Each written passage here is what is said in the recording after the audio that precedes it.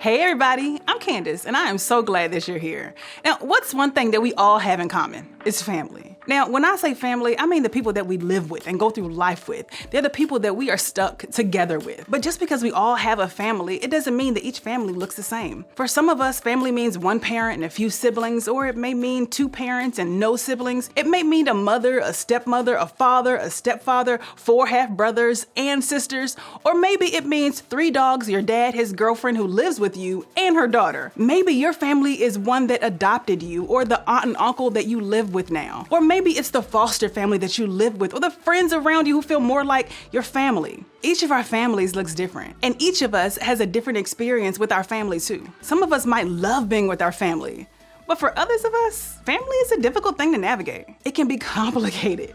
No matter what it looks like, we all come from or are a part of a family of some kind, whether it's the family that we're born with or the family that we choose. So let me introduce you to my family.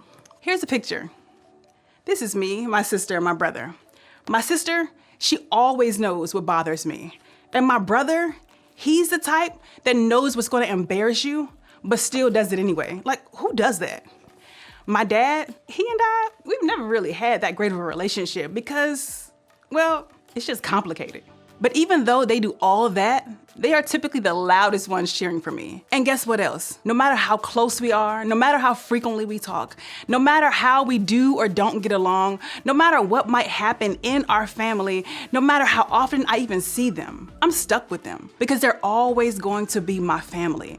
And I can't change that. I might not always love being stuck with them, but I do love them all. Now, I know some people have a hard time saying that they love their family, and I get it. Trust me, I do. Family can be stressful, unpredictable, even exhausting at times. Fighting, health issues, divorce, lying, rules we don't understand, arguing, all these things and more can make family a lot more complicated. Then add faith to that list. For some of us, faith is a big part of our lives, and it's a big part of our family members' lives as well. But for some of us, faith can make things even more complicated in our families. Maybe you know this is true because your faith is really important to you. And that's complicated because you have parents or siblings or a step parent who doesn't see faith the same way that you do. They believe something totally different than you, and you feel strange about that. It's like you're on 2 totally different pages. Or maybe for some of you, it's the adults that you live with who are really into this Jesus stuff. But if you're honest, you aren't that interested.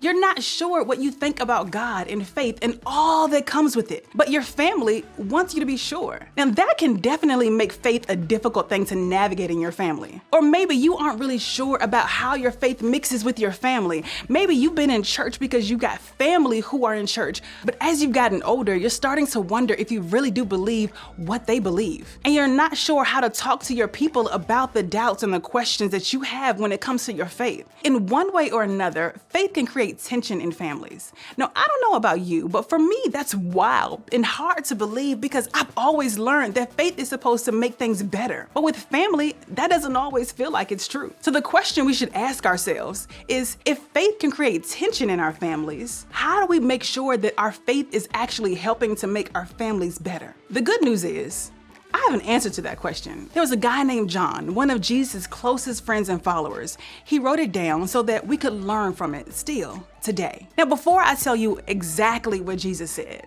let me explain a little bit about what was happening when he said it. Right before Jesus was about to be arrested and eventually killed on the cross, he called all of his closest friends and followers together for a meal. Even though Jesus had warned them that he was going to die, these guys didn't really understand. It didn't click with them that this was going to be their last meal that they shared together as a family. In their minds, they were just doing what they always did together, sitting around a table, sharing a meal, and talking about life. Because Jesus knew the way that things were about to go, he wanted to share a few important words with his closest people. At that dinner, he dropped this important truth. By this, everyone will know that you are my disciples, if you love one another. That word disciples simply means someone who follows Jesus. According to Jesus' words here, the best way for people to know we love and follow and believe in him is to love other people. Jesus knew that difficult times were coming for his friends and his family. They will be scared, treated terribly for believing Jesus was who he said that he was, and even tempted to turn their backs on him. Yet when it all came down to it, Jesus took this opportunity to remind them that loving each other was the most important thing that they could do. It's the way that they could show the world that they believed in Jesus. It's how their faith could make an impact even after Jesus wasn't with them on earth anymore. And you know what? The same can be true in our families. If we want faith to actually impact our family for the good, then we have to start here. We have to start with love, because loving your family can make an impact. Trust me, I know personally that this isn't always easy. Loving our family the way that Jesus asks us to can really be difficult.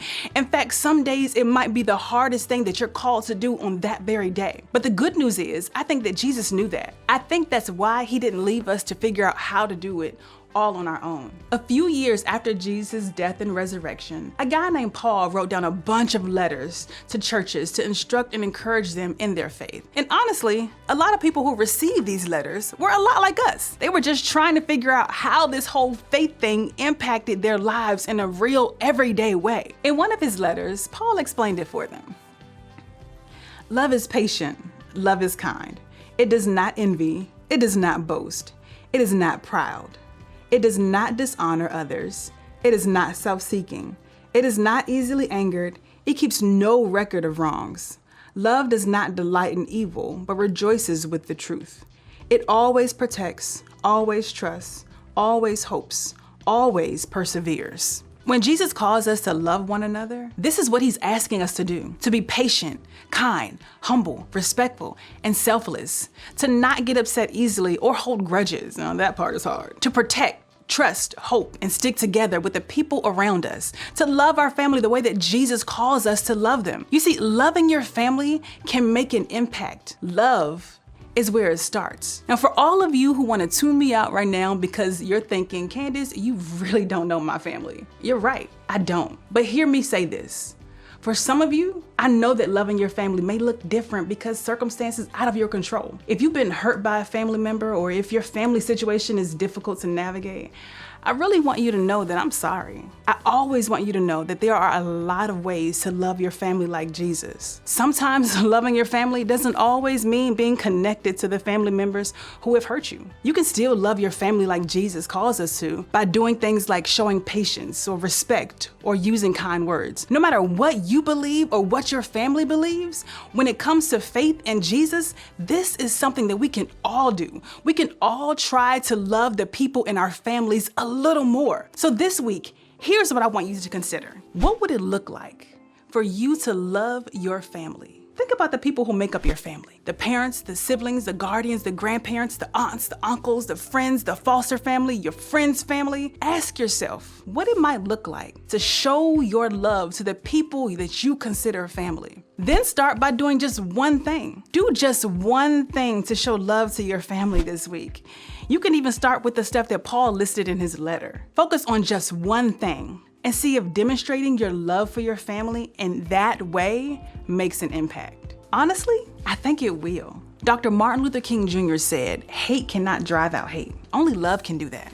Basically, love is stronger than hate. Love is what changes people. Love is what faith is all about. And even if it doesn't change them, it can change you. And that's important too. Remember, loving your family can make an impact.